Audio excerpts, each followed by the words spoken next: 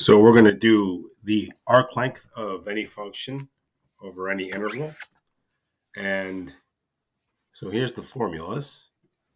It doesn't matter what you use because we're not revolving. We're not making rectangles. We're just taking a point and revolving. So you use the one that's most convenient. So if a function's in terms of x, you'll probably use the one on the left. And if it's in terms of y, you'll probably use the one on the right. I'm going to show you. We're going to do this problem, y equals 1 over x plus 1. We're going to determine the arc length from 0 to 1. So we're going to use both of them just so we can see how they work. But this function, y equals x plus 1, there's a vertical asymptote at -1. So it's going to look like this. And we're going from 0 to 1, so we're really finding this length. So here we go. It's pretty straightforward because it is. There's not really, all you have to do is take the function, take the derivative and square it and integrate it. So the formula is a little complicated, so a lot of times you won't be able to do this without a calculator. We're going to do this one with a calculator. So the first thing you're going to do is determine the derivative of this function. So that's the function. We're going to use the chain rule, so it's just y equals -1 times x plus 1 to the -2nd times the derivative of the inside, which is 1, so we're done. I'm not going to go any further than that. I'm going to use the formula now. We're going to go from x equals 0 to x equals 1. We're going to take the square root of 1 plus, this is the derivative. I forgot my derivative mark there. So that's going to be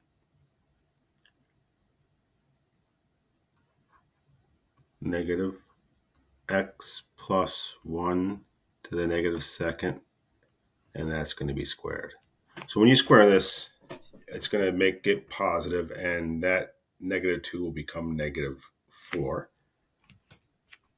And now we're going to type it on the calculator. I already started it, except now I closed my calculator, so we're going to have to wait a second. So this should be 1 plus the quantity x plus 1 to the -4.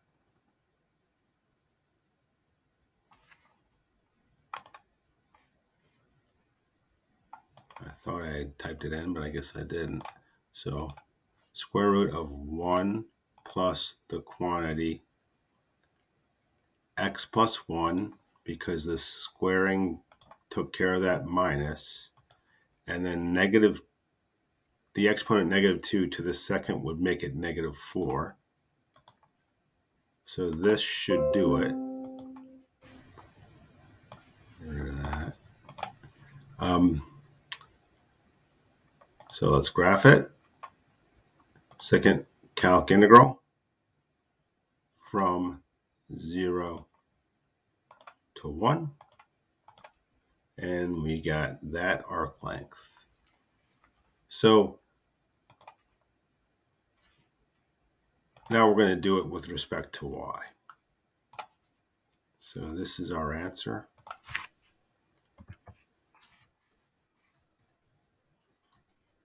Now with respect to y. So now the limits of our integral are going to have to be in y. So if you plug in 0 for x, you get y equals 1. So our y limits will be 1. And if you plug in 1 to x, you'll get 1 over 1 plus 1 to 1/2. So I changed these limits. And actually, since it is decreasing, so this will be the first limit. This will be the second. If you solve this for y, you'll get x plus 1 equals 1 over y. So x equals 1 over y plus 1. So we're going to integrate that from 1/2 to 1. But first, so we're going to be using this. We have to take the derivative with respect to y. So I'm looking at this. It's going to be y to the negative first. So that's going to be y to the negative second.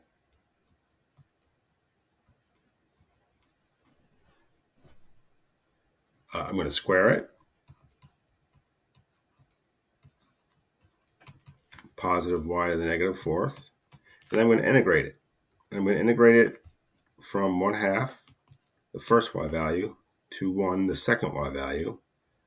And the formula is 1 plus g prime of y squared, which I already wrote out to be y to the negative fourth.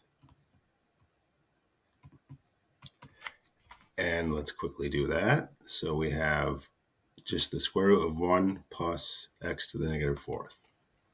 So the square root of 1 plus, watch this, x to the negative fourth.